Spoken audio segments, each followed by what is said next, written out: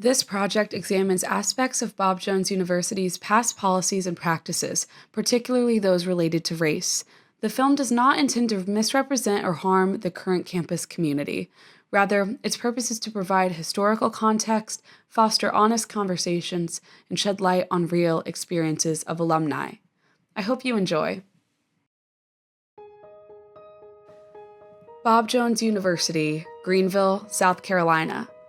To most outsiders looking in from beyond the gates, the school appears to be your average college. But, according to the ones who actually went there, it's a cult. I'll just say it. It's a cult. Lots of websites are blocked by the Wi-Fi, and you aren't really permitted to watch a lot on campus.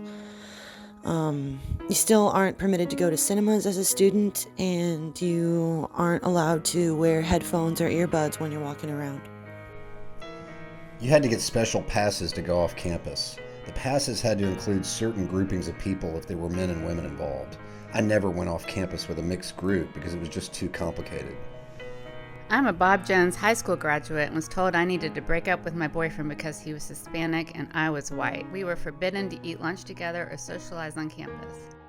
I have lived all over the world, but BJU was the biggest culture shock of my life. It felt like I had gone back in time. BJU's stance on antidepressants as sinful led me to getting off of my medication. I was having nightmares, so my roommate took me to the dean of counseling. He asked me to list all my sexual sins.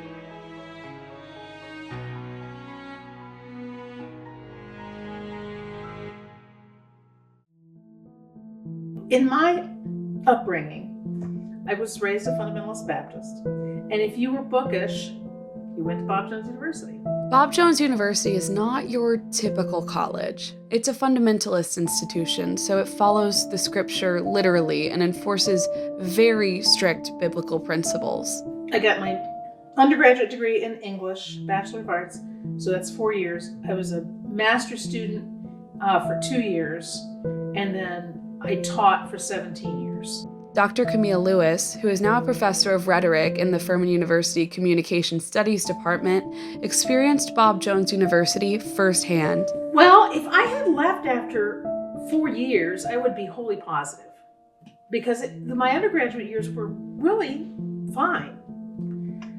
But when I became a graduate assistant, things started to get strange and oppressive. And I don't know if it was because I was an employee or if I had been there so long enough. So it was in the end, a very difficult experience. Bob Jones is a place where students and faculty say that you are constantly under surveillance for your choices. Whether it's the music you listen to or the clothes you wear, everything is monitored. I was always scrutinized. We all were. We all were scrutinized. But especially women were scrutinized, so that you're always aware that you're being watched. Although she and her husband stuck with the school for years, everything changed when Dr. Lewis began fighting the Bob Jones campus daycare.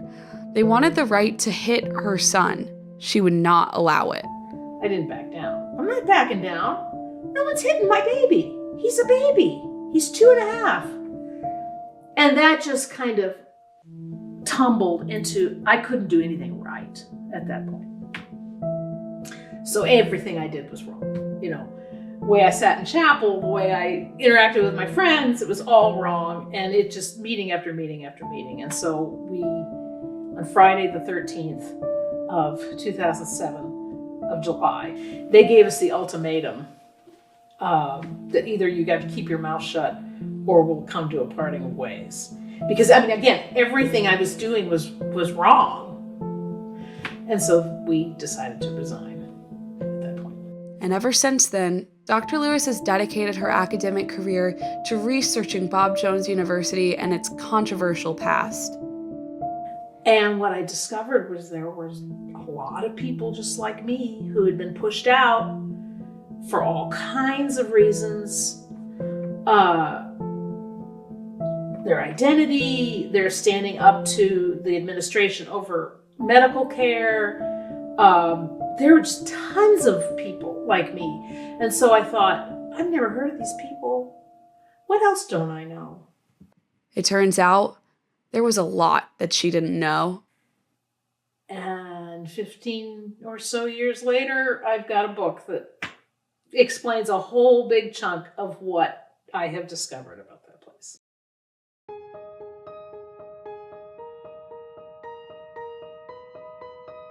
That's how she figured out that the true founding of Bob Jones University was not quite the story that the college tells to the public.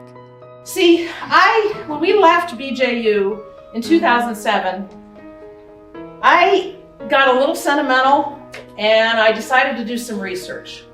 What she uncovered was that the founder of the institution was not the great pious man that the school makes him out to be. Bob Jones Sr., the founder of my alma mater, was a member of the Ku Klux Klan, and he purposed in Bob Jones College to teach Klanism. And that's my heritage, and it's bad. I want to warn people not to fall for it. Dr. Lewis spent 15 years mapping out Bob Jones Sr.'s life, tracking every day, every document, and every sermon from birth to death. In the end, she discovered that his journey in founding Bob Jones University reflected a bigger story. Why is the founder of my alma mater, a so-called minister of the gospel, talking to the Ku Klux Klan? I got to figure that out. That bothers me.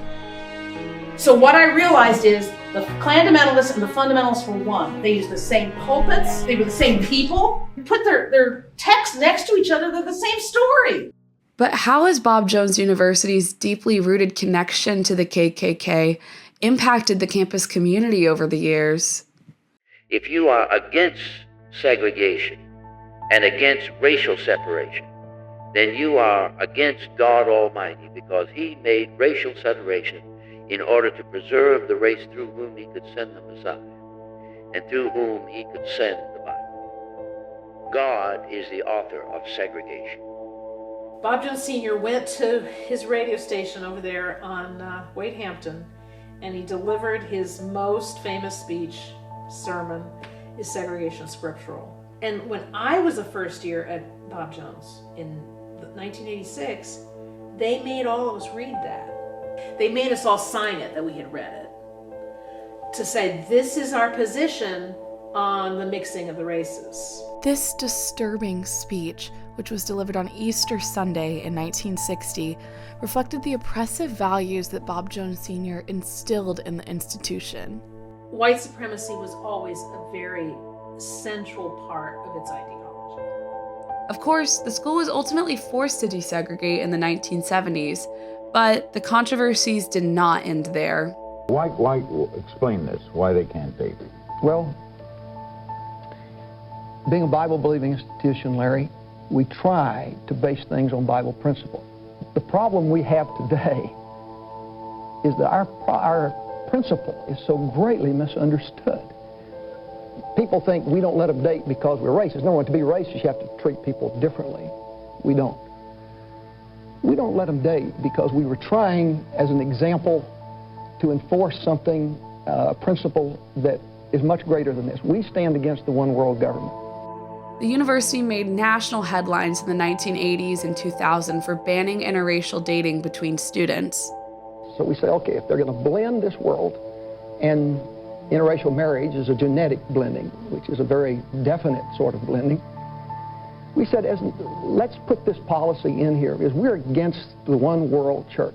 In the 1983 landmark case, Bob Jones University versus the United States, the Supreme Court ruled that private schools with racially discriminatory policies cannot receive federal tax-exempt status. So, Bob Jones University stubbornly refused tax-exempt status in order to strictly enforce the interracial dating ban. This continued until 2000, when the president, Bob Jones III, announced, "As of today, we've dropped the rule. We've dropped the rule for this reason." Today? Today. I met with the administrators this afternoon before coming here. It wasn't long after that Bob Jones University's first black male student body president began as a freshman. I had the police called on me any number of times on campus for doing nothing other than like walking into my student government office, or one time I got the police called on me for packing my car with my belongings at the end of the semester. Dr. Theon Hill, who now teaches rhetoric at Wheaton College in Illinois, can name off numerous instances of racism during his time at Bob Jones. One night, public safety officers who were students surrounded my bed and started chanting Rodney King, which if you're not familiar with Rodney King, he was a black man who was beat up by the police pretty brutally in 1992. Despite being elected student body president, Dr. Hill was constantly facing pushback at Bob Jones University. So they had an annual poetry contest.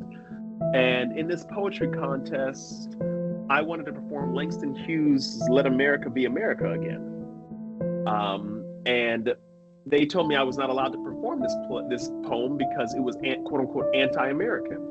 But most of the faculty members lined up behind this senior faculty member who was just really attacking me. And I mean, at one point, this faculty member said to another faculty member, he should be grateful he's not back in Africa right now. She came in and she said, I need to make a change to one entry for the competition. I said, okay. And I turned around to start typing.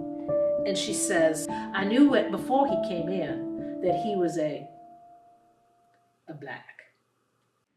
In 2008, Bob Jones University finally released an apology for its past racism.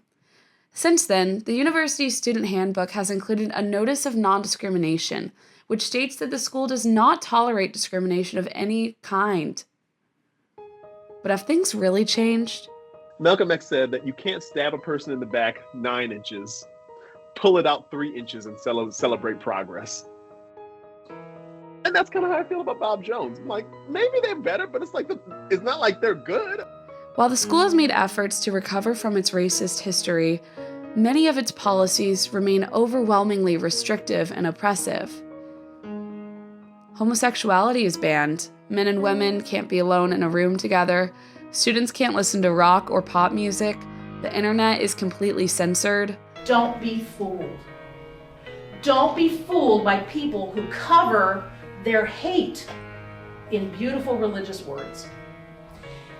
Their hate is against immigrants, the foreign-born. It's against women. It's against our neighbors of color. And it's not safe. It's not safe for anybody. For Dr. Lewis, hate is never the answer. I am never, ever, I do ever want to be tripped up into the same kind of ideology again. You can choose kindness. You can choose empathy. You can choose humanity.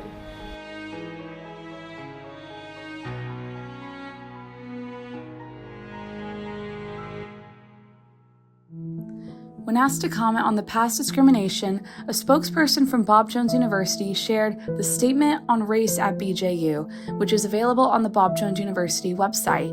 The statement concludes with, "The administration is committed to maintaining on campus the racial and cultural diversity and harmony characteristic of the true Church of Jesus Christ throughout the world."